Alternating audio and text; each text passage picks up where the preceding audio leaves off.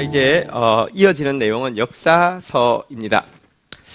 역사서는 여호수아서부터 시작해서 에스라에게 이르기까지의 12권의 책이 되겠습니다. 이것을 세 시기로 나눌 수 있는데요. 정복기, 왕정기, 포로기 이렇게 세 시기를 나눌 수 있습니다. 가나안 땅을 이스라엘 백성들이 이제 정복해 가는 과정을 담고 있는 정복 기간의 책, 정복기. 그리고 이스라엘의 왕이 존재할 때에, 유다와 이스라엘의 왕이 존재할 때 기록되어진 기록인 왕정기. 그리고 이스라엘과 유다가 멸망하고 나서요, 포로 잡혀가고 나서 또 포로에서 돌아왔을 때, 포로 잡혀갔을 때 이때의 기록인 포로기. 이렇게 세 부분으로 나눌 수 있습니다. 먼저 정복기는요, 여호수아, 사사기, 룻기 이 세 권이 정복기에 해당합니다. 여호수아서에 대해서는 사람들이 많이 이야기합니다. 어떻게 남의 땅에 들어가서 어린아이까지 다 죽일 수 있느냐, 너무 잔인한 것 아니냐, 이렇게 이야기하는 경우가 굉장히 많고요. 또 한 가지 이렇게 선제 공격을, 자기들이 명분을 정해가지고 선제 공격을 하는 것, 이것을요, 이것이 어떻게 옳으냐 이렇게 비판하기도 하고, 거꾸로 여호수아가 거룩한 전쟁을 한 것처럼 과거 부시가 이 이라크 전쟁할 때 자기들이 명분이 있을 때 성경에서처럼 먼저 공격할 수 있다, 이렇게 이용하는데 이렇게 여호수아서를 이렇게 악용하기도 하는데요. 실제 여호수아서를 보면 그와 같은 이렇게 비판들이 사실 별 상관이 없다는 사실을 알게 됩니다. 이것은 인간의 약탈 전쟁, 정복 전쟁이 아니라 하나님이 주도하시는 거룩한 전쟁임을 볼 수 있습니다. 전쟁의 목적은 다 뭔가를 빼앗기 위함인데요.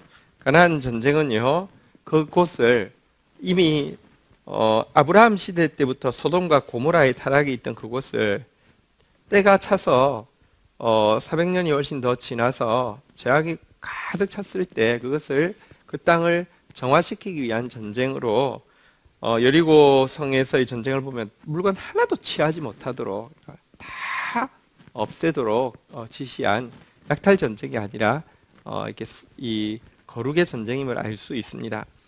잔인하다 이렇게 이야기하지만 조금만 더 자세히 살펴보면요, 그때도 겸손히 하나님 앞에 나오는 사람은 개인이든지 집단이든지 다 구원하고 계심을 보게 됩니다. 예를 들어 이방인 기생이지만 라합을 구원하셔서 구주의 조상이 되게 하시기도 하고요. 그 가나안 땅에서 가장 큰 왕도와 같은 민족이었지만, 성읍이었지만 겸손히 하나님께 복속하고 나온 기브온을 하나님께서 성전에서 일하는 족속으로 만드셔서 성경에 끊임없이 기록되어지도록 이렇게 축복하시고 있는 내용을 볼 때에, 또 그들을 괴롭히려고 가나안이 연합해서 나아올 때에 태양이 이렇게 머무르게 하는 그런 기적을 보인 것을 볼 때에 하나님께서 겸손한 자는 누구든지 개인이든 집단이든지 구원했다는 사실도 알 수 있고요. 그리고 사실 가나안 땅의 전쟁의 진행 양상을 보면 이스라엘 백성들이 먼저 공격한다기보다는 항상 남부연합, 중부연합, 북부연합 이렇게 저들이 먼저 공격을 해왔고, 또 이스라엘이 어떤 인간적인 방법으로 승리한다기보다는, 예를 들면 대표적으로 여리고성이 무너진 게 어떻게 인간이 할 수 있습니까? 하나님이 하신 것이잖아요, 그죠? 그런 것을 잘 보여주고 있습니다. 그리고 또 한편 이 여리고 성에서 여리고성 정복에 잘 나와 있는데요. 우리가 하나님의 심판의 도구가 되어지기 위해서 제일 중요한 준비는 거룩이라는 사실을, 우리부터 거룩해지는 것임을 아간 사건은 잘 보여주고 있습니다.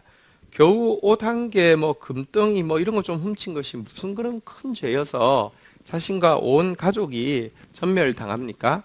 하나님께서 거룩한 심판을 하시는데 심판의 도구인 자가 거룩하지 않은 것은 하나님 앞에서 가장 두려운 일이라는 것을 잘 보여주고 있는 것이 여호수아입니다. 사사기서. 자, 이제 큰 정복은 여호수아에서 끝났지만 사소한 정복들을 각 지파를 나누어서 이렇게 정복하게 했는데요.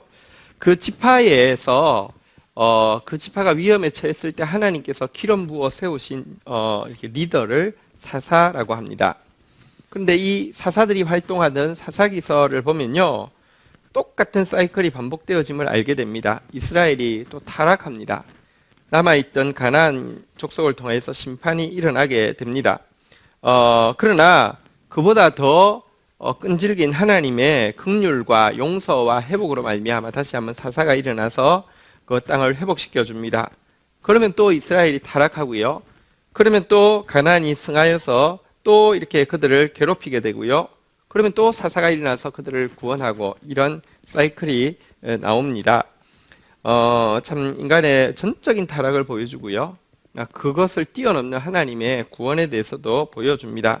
특별히 이 구원을 위해서 메시아가 필요하다는, 메시아 왕이 필요하다는 사실을 아주 엄정하게 인식시켜주는 책입니다.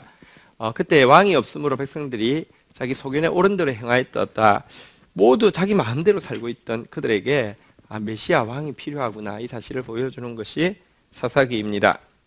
룻기. 여러분, 성경은 참 균형이 필요합니다. 사사기는 보면 이방인들을 없애고 죽이고 이방인들을 남겨둠으로 말미암아 심판받는 내용이라고 하면, 룻기는요 동일한 시기를 배경으로 하고 있는데, 이방 여인 이제 그 모압 여인인 룻을 통하여서 하나님께서 이스라엘 백성들에게 축복을 주시는 내용을 담고 있습니다. 암울한 사사 시대에도요, 하나님의 구원이 가장 약한 이방 여인 하나로부터 시작해서 사실은 축복으로 온 이렇게 그 아브라함의 자손들에게 축복으로 임하고 있다는 사실을 보여주고 있는 책인데요. 그래서 사사기와 룻기가 붙어 있는 것은요, 이방인을 미워하는 게 아니라 죄를 미워하고요, 도리어 축복의 통로가 되어서 그의 날개를 가지고 이방인을, 죄인을 품어야 한다는 사실을 균형 있게 보여줍니다. 우리가 멀리 해야 될 것은 죄고요, 우리가 가까이 해야 될 것은요, 죄인을 진짜 그리스도의 품으로 품는 것이 우리가 해야 할 일임을 보여주고 있습니다. 여기까지가 정복기의 역사인데요. 자, 이어지는 내용은 왕정기의 그 역사서들입니다. 왕정기의 역사서는 열왕기상하, 역대상하, 죄송합니다. 사무엘상하, 열왕기상하, 역대상하, 그리고 에스라, 느헤미야, 에스더, 죄송합니다. 예, 6권밖에 없습니다. 사무엘상하, 열왕기상하, 역대상하. 되게 쉽죠. 상하 있는 것은 역사서입니다. 자, 사무엘상하는요, 이제 사무엘상은 마지막 이렇게 사사였던 사무엘로부터 사울 왕에게 통치권이 이제 이양되어지는 과정까지를 담고 있습니다. 그리고 이제 사무엘 하는요, 이제 사울에게서 하나님의 마음에 합한 다윗에게로 통치권이 이양되어지는 내용을 다루고 있습니다. 근데 이것은 그냥 단순히 왕조가 사울, 베냐민 지파에 속한 사울 왕조에서 유다 지파에 속한 다윗 왕조로 왕조가 바뀐다는 것을 묘사하고 있는 것이 아니라, 사울로 대표되어지는 세속적인 왕에서 다윗으로 대표되어지는 말씀에 합한 의로운 왕의 갈등 구도와 그리고 그것을 통한 승리를 통하여서 장차 임하실 메시아의 임재와 승리에 대해서 예표하고 있습니다. 여기 보면 사울은 실패하고 다윗은 성공하게 되었는데요. 사울의 실패의 가장 큰 원인은요, 이렇게 그 불순종임을 강조하고 있습니다. 그리고 이렇게 시기심이 그에게 많았던 것이 보여주는데요. 다윗의 성공의 가장 중요한 원인은요, 그러니까 불순종이 아니라 순종이었고요, 또 오랜 기간의 훈련과 연단에서 인내한 것입니다. 사울은 사실은 기름 부음 받고 금방 왕이 되었다고 하면, 다윗은 십수년의 연단을 통해서 왕으로 세움 받죠. 인내가, 그리고 순종이 다윗이 다윗되게 한 원동력임을 이 사무엘 이렇게 하에서 잘 보여주고 있습니다. 열왕기 상하와 역대 상하는 좀 비슷한데요. 그 차이를 알고 보면 굉장히 재미가 있습니다. 열왕기 상하부터 먼저 보겠습니다. 열왕기 상하는 기록자가 누구인지에 대해서 아마 예레미야가 기록한 것이 아닌가 이렇게 생각을 하고 있는데요. 이제 여기서 나라가 망하느냐 흥하느냐 이렇게 나라의 흥망성쇠가 하나님의 말씀에 대한 인간의 태도에 달려 있다는 것을 잘 보여주고 있습니다. 그래서 사실 뭐 정치적으로 외교적으로 어떤 치적이 있다 이것에 대해서 강조하기보다는 하나님의 율법에 대해서 어떻게 대했다 이것을 훨씬 더 강조하고 있습니다. 예레미야 때만 해도 아직까지 유다가 덜 망한 상태였는데요. 그가 이렇게 율법에 대한 신실성 위주로 이전의 왕조의 역사를 기록하고 있는 이유는 지금이라도 율법을 신실하게 붙잡으면 그들에게 소망이 있음을 웅변하고 있는 내용입니다. 이 열왕기 상은요 다윗으로부터 시작해서 이제 북왕조 아합, 남왕조로 치면 뭐 이제 여호사밧 이렇게 여기까지의 역사를 다루고 있고요. 하권은 이제 북왕조가 먼저 망하고 남왕조가 멸망하는 내용까지, 그러니까 이 왕정이 끝나는 남북 왕조의 멸망을 다 다루고 있는 것이 열왕기 하입니다. 열왕기 상에서 주요한 선지자는 엘리야라고 하면 열왕기 하에서 주요한 선지자는 엘리사입니다. 그래서 여러분들이 엘리야 보고 싶으면 열왕기 상, 엘리사 보고 싶으면 열왕기 하 이렇게 기억하시면 되겠습니다. 자, 그런데 역대상하 이게 문제입니다. 우리가 이미 이스라엘 역사를 다 봤는데 왕정기까지는 끝까지 다 봤는데 역대상하는 갑자기 무엇입니까? 내용을 보면 사실은 열왕기 상하하고 굉장히 비슷한 내용들이 많은데요. 이거 왜 또 보아야 되나 이렇게 생각할 수 있는데 역대 상하의 기록자는 이렇게 추정하기를 에스라였던 것으로 추정하고 있습니다. 에스라는 이제 포로기 이후의 사람입니다. 그래서 그는요.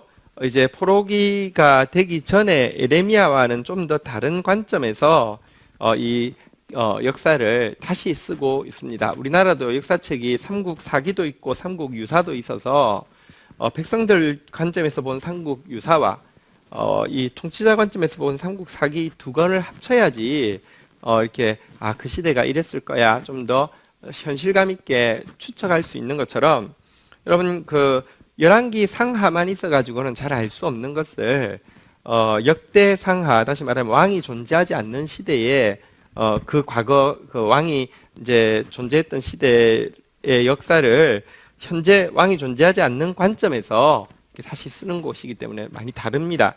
대표적으로 다른 것이 무엇이냐고 하면 여러분 지금 에스라가 이 과거에 이제 뭐 사울, 다윗, 뭐 이렇게 솔로몬 이 왕들의 기록을 할 때에 자기 때는 이미 왕이 없잖아요, 그죠? 근데 없는 왕 위주로 쓰지 않고 왕의 기록을 쓰지만 훨씬 더 강조하고 있는 것이 두 가지인데요. 하나는 성전이고 하나는 선지자입니다. 왕은 없어졌지만 성전은 아직도 존재하고요. 왕은 없어졌지만 선지자는 아직도 존재합니다. 그렇기 때문에 과거의 역사를 선지자 위주로 또 성전 위주로 다시 재해석하고 있는 것입니다. 그래서 보면 상권에서 역대 상권에서 제일 중요한 내용은 다윗의 건축 준비, 성전 건축 준비를 주로 다루고 있고요. 성전이 중요하니까요. 역대하에서 중요한 내용은요. 솔로몬의 성전 건축, 여호사밧, 요아스, 히스기야, 요시야의 성전 개혁 운동을 다루고 있고요. 사무엘 상하, 열왕기 상하 전체보다 훨씬 더 많은 선지자의 사역이 기록되어 있는 것이 역대 상하입니다. 여기까지 이제 역사서까지의 내용을 다 보았습니다. 이제 잠시 이제 남은 마지막 그 역사서가 이제 포로기인데요. 포로 잡혀갔다가 돌아온 시기에 쓰여진 역사서는 이제 3권입니다. 이것까지 하면 이제 12권이 마치는데요. 3권은 에스라, 느헤미야, 에스더입니다. 에스라는 아까 본 대로 역대 상하의 기록자로 추적되어지고 있는데요. 이제 이스라엘 백성들이 하나님의 능력과 이제 백성들의 믿음에 의해서 성전이 재건되어지고 또 이제 성전이 재건되어지고 났을 때 내면의 성전인 내적인 그 거룩의 운동, 성별의 운동, 이방인과 단절하는 운동에 대해서 기록하고 있는 것이 에스라입니다. 자, 같은 시기에 이렇게 왔던 총독이었던 느헤미야는요, 에스라가 성전 건축과 내면적인 성별 운동을 중심으로 기록하고 있다고 하면 느헤미야는요, 성벽 건축과 외적인 부분에서의 개혁들, 현실적인 부분에서의 개혁들을 중심으로 다루고 있습니다. 예루살렘에 성전이 있지만 밖에 성벽이 없어서 안전하지 않았는데요. 성벽을 재건하는 과정에서의 치열한 영적 전쟁을 다루고 있고요. 그리고 내면적으로 우리가 성결해져야 되는 것이 맞지만 경제적인 부분, 실질적이고 현실적인 부분에서 우리의 생활이 그리스도인답게 바뀌어야 합니다. 이런 부분들의 개혁을 다 다루고 있고요. 그런데 재밌는 것은 에스라와 느헤미야가 같이 이와 같은 이제 영적 종교 개혁을 이끌었던 사람인데 캐릭터는 전혀 다릅니다. 우리가 리더십이 어떠해야 되는지에 대해서 너무 하나의 기준만을 이렇게 들이대어서는 안 된다는 것을 잘 보여줍니다. 에스라는 주로 본을 보임으로 영향력을 행사했습니다. 이스라엘 백성들이 성별되지 못하고 이방인과 자폰을 하고 있다는 사실을 알자 그는 울고 금식합니다. 백성들이 와서 잘못했다고 끊겠다고 해도 알았다고 해놓고 다시 들어가서 하나님 앞에 울고 금식합니다. 이것이 이스라엘 백성들로 하여금 진정으로 회개하게 하는 이렇게 힘이 되었다고 하면요. 느헤미야는 또 그렇지 않습니다. 느헤미야는 이렇게 백성들 중에서 이렇게 지도자들 중에서 자폰하는 사람이 있음을 보고는요, 이렇게 수염을 이렇게 뽑고 뺨을 때리고 뭐 이런 모습으로 나타납니다. 사실 포로에서 돌아올 때에도 모습이 다르죠. 에스라는 기도하고 왕이 군대를 주어서 호위하겠다고 하는데도 호위를 받지 않고 오는 반면에 느헤미야는 왕의 허락한 호위병과 함께 오는 모습도 보입니다. 성과 악의 문제가 아니고요, 스타일의 문제고요. 하나님께서는 느헤미야는 느헤미야대로, 에스라는 에스라대로 사용하셨죠. 어쨌든 이런 우리가 리더들을 평가할 때도 이런 유연성이 필요하고요. 또 하나님의 일을 볼 때도 너무 한 가지 기준만 가지고 이게 옳아, 저게 잘못됐어 이렇게 할 필요가 없다는 것도 잘 보여주고 있습니다. 마지막 역사서인 에스더서는 이스라엘 가운데 이제 3대 하나님께서 주신 절기 말고요, 그 외에도 불임절 혹은 또 수전절 이런 절기가 있는데요. 특별히 불임절이라는 절기의 유래에 대해서 보여주고 있습니다. 포로에서 1차, 2차 이렇게 이제 귀환해서 간 사람들이 많이 있었는데요. 남아있던 사람들은 어땠을까요? 남아있던 사람들 위주로 일어났던 큰 위기와 그것을 극복했던 믿음의 사람들, 에스더, 그리고 에스더와 삼촌 이야기를 다루고 있습니다. 이 에스더서에 나오는 불임절이란 제비뽑기 절기라는 제비뽑기라는 뜻인데요. 이 하만이 제비를 뽑아서 이제 이스라엘 백성들을 다 죽일 날짜를 정했습니다. 그러나 바로 그 날짜가 왕이 내린 이게 조선은 변개할 수가 없는데요. 모르드게를 이제 다시 하만의 자리를 대신하게 하고요. 왕이 다시 조서를 내려서 동일한 날에 유대인들을 죽이기로 돼 있는 마음대로 유대인을 죽여도 된다는 동일한 날에 유대인들이 마음대로 원수를 갚아도 된다고 조서를 또 내려보내게 되죠. 그렇지만 이미 왕이 그리고 왕후가 그리고 총리가 이제 총리와 왕후가 유대인이고 왕이 절대적으로 총리와 왕후를 신임하는데 누가 감히 유대인들에게 대적을 하겠습니까? 그래서 큰 승리가 된 하나님의 정확한 시간 계획에 대해서 보여주고 있는 책이 불임절입니다. 굉장히 흥미진진한 책입니다.